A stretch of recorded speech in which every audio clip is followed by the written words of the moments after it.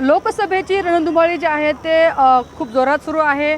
चौथ्या टप्प्यामध्ये मतदान होणाऱ्या बीड लोकसभेकडे जे आहे ते निवडणुकीकडे राज्यासह देशाचे लक्ष लागलेले आहे। आज महायुतीच्या उमेदवार पंकजा मुंडे यांच्या प्रचारार्थ जे आहे ते देशाचे प्रधानमंत्री नरेंद्र मोदी यांनी बीडच्या अंबाजोगाई या ठिकाणी जाहीर सभा घेतलेली आहे। विजयाची संकल्प सभा म्हणून या सभेला संबोधलेलं आहे। ही सभा नुकतीच संपन्न झालेली आहे आणि काही नागरिक जे आहेत ते आज आपल्यासोबत आहेत। त्यांच्याकडनं आपण जाणून घेणार आहोत की नेमकं त्यांना मोदींच्या सभेनंतर नेमकं काय वाटतं, तुम्हाला कसं असेल हे सगळं? सन्माननीय भारत देशाचे पंतप्रधान नरेंद्रजी मोदी भाई यांनी आज अंबाजोगाई बीड जिल्हा येथे अंबाजोगाई येथे सभा घेतली। या सभेदरम्यान आज अंबाजोगाई आणि बीड जिल्ह्यातील सर्व जनतेने जे प्रतिसाद दाखवलेला आहे त्याहून निश्चितच वाटतंय की आता पंकजाताईंचा विजय हा कमीत कमी 3 ते 4 लाख मतांनी 100% होईल अशी शाश्वती आजच्या सभेहून अशी वाटते। आणि पंकजाताई ह्या BJPच्या मास लीडर आहेत, त्याच्यामुळे निश्चितच आमच्या ताईंचा 3 ते 4 लाख मतांनी विजय होईल अशी सगळ्यांना शाश्वती वाटते आम्हा सर्वांना। म्हणजे यंदा तिसऱ्यांदा जे आहे ते देशाचे प्रधानमंत्री नरेंद्र मोदी होऊ शकणार आहे? नक्की 100% यात कोणतेही शंका बाळगायला हरकत काहीच नाही, जागाच नाही आहे। नक्कीच तिसऱ्या वेळेसही आणि एकदम चांगल्या खासदारांच्या संख्येने जवळपास 370 भाजपचे आणि इतर असे मिळून 400च्या वर संख्या यावेळेस नक्कीच जाणार आहे।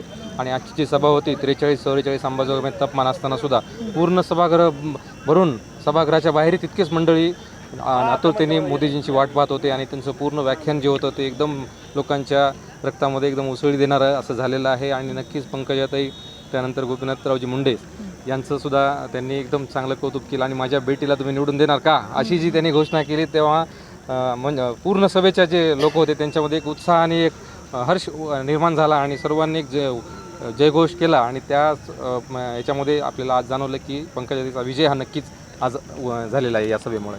इंडिया आघाडीच्या लोकांकडनं नेत्यांकडनं असं बोललं जातं की हे सरकार जे आहे ते गरीब शेतकरी आणि बऱ्याच लोकांसाठी घातक आहे, म्हणजे हे सरकार परत यायला नको असं त्यांचं म्हणणं येते। तुम्हाला काय वाटतं नेमकं? एक महिला म्हणून मला असं वाटतं की हेच सरकार पाहिजे। आम्हाला महिलांना जो सन्मान मिळालेला आहे ते ह्याच सरकारमध्ये मिळालेला आहे। आतापर्यंत म्हणजे जी महिलांची दुर्दशा होती, बाहेर रोडवर यावं लागत होतं, तर तो जो मान आणि इज्जत ह्या मोदी सरकारने आम्हाला दिलेली आहे ती इज्जत आमच्या महिलांना कधीच भेटलेली नाही। प्रत्येक गोष्टीत मोदी सरकारने महिलाचा सन्मान केलेला आहे। जशी बाळंतीण झाल्यानंतर महिलांचा सन्मान आहे, तिला पोषक खाद्य आहे, तिला बाळ झाल्यानंतर मुलगी जर झाली तर मुलीचं शिक्षण आहे, नंतर तिला 7,000 रुपये भेटतात। ह्या ज्या सगळ्या गोष्टी आहेत, महिलांचा जो सन्मान आहे तो खरंच सांगते एक महिला म्हणून मला अभिमान वाटतो की हा सन्मान आम्हाला पूर्वी कधीही भेटलेला नव्हता। त्याच्यामुळं आणि आता जी साथ घातली आदरणीय प्रधानमंत्री मोदीजी साहेबांनी की माझ्या मुलीला तुम्ही निवडून द्याल का, तुमच्या मुलीला आम्ही सगळ्या महिलांनी तर असा निर्णय केलेला आहे की तुमच्या मुलीला तर आम्ही कधीच निवडून दिलेलं आहे मनातून, आता फक्त मतदान मोजायची गरज आहे। आणि आम्ही ती आमची पण लेकच आहे। आम्ही सर्व महिला मिळून आमचं पूर्ण मतदान आणि आमचं सहयोग पण आम्ही देत आहोत, आमचं सहयोग पण आमचं चालू आहे। आम्ही म्हणजे 1 महिना झालं पूर्ण बीड जिल्हा आम्ही पिंजून काढत आहोत। आम्ही आमच्या महिला आयोगाच्या सदस्य आहेत गयाताई, मी महिला आर्थिक विकास महामंडळावर, त्याच्यामुळे आमचं बचत गटाशी खूप जवळचं नातं आहे, महिलांशी आमचं खूप जवळचं नातं आहे। तर त्या नात्यामुळं आम्हाला आणि आम्हाला काही गोष्टीत खूप मोकळेपणानं बोलतात। पण असं बोललं जातं की सध्याला जे आहे ते ह्या सरकारमुळं महिलांचं जे आर्थिक नियोजन असतं ते कोसळलं जातं आहे। गॅसचा भाव वाढलेला आहे, पेट्रोलचे भाव वाढलेले आहेत, हे कसं वाटतं तुम्हाला? कुठं कमी व्हायला पाहिजे का हे तसेच वाढले पाहिजे? आता मला एक सांगायचं आहे, गॅसचा भाव वाढला आहे।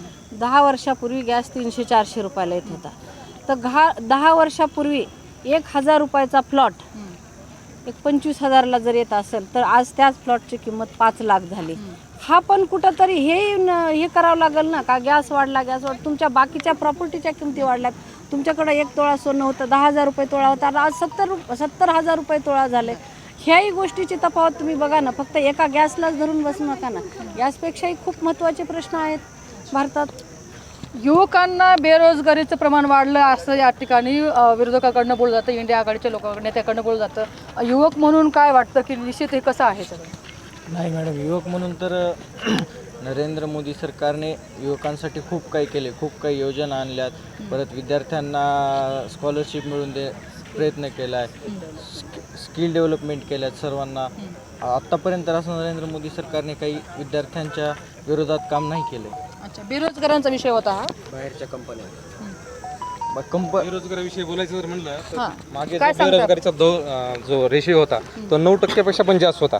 हे लोकांना आणखीन ही आकडेवारी माहीत नाही आणि आता तो फार कमी झालेला आहे. दुसरी गोष्ट म्हणजे बेरोजगाराच्या जे नोकऱ्यांचं जरी प्रमाण सरकारी किंवा ह्याच्यामध्ये जरी कमी असलं तरी त्यांच्या पायावर सक्षम उभा करून त्यांना जे आज 4 कोटी लोकांना पहिल्यांदा कर्ज काढले त्यांनी जन्मात त्यांच्या, असे जे युवा आपल्या पायावर उभा राहिलेत त्यांनी उलट रोजगार निर्माण केलेला आहे. त्याच्यामुळे आजकाल लोक नोकरीच्या मागे न लागता स्वतः स्वयंभू होऊन इतरांना रोजगार देण्याच्या मार्गावर आपला भारत गेलेला आहे. त्याच्यामुळे बेरोजगार हे बिलकुल बाकीचे जे विरोधातल्या पार्टी आहेत त्यांचं कुठलंही हे कुणीही ऐकून घेणार नाही. आणि फक्त आता एक औपचारिकता राहिलेली आहे, कारण मतदानाच्या पूर्वीच सगळ्यांचा कॉन्फिडन्स विरोधकांचा लूज झालेला होता.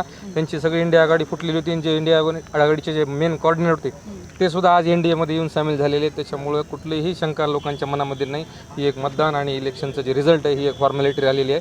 4 जूनला नक्कीच या देशामध्ये तिसऱ्यांदा नरेंद्र मोदी हे पंतप्रधान होतील आणि मला वाटतं 29ला सुद्धा याच पद्धतीनं कामकाज जर चाललं तर पुढे सुद्धा त्या विरोधकांना कुठलेही काम करायला जागा राहणार नाही. आपला महाराष्ट्र हा कृषीप्रधान महाराष्ट्र आहे, देश आहे म्हणून बघितलं जातं.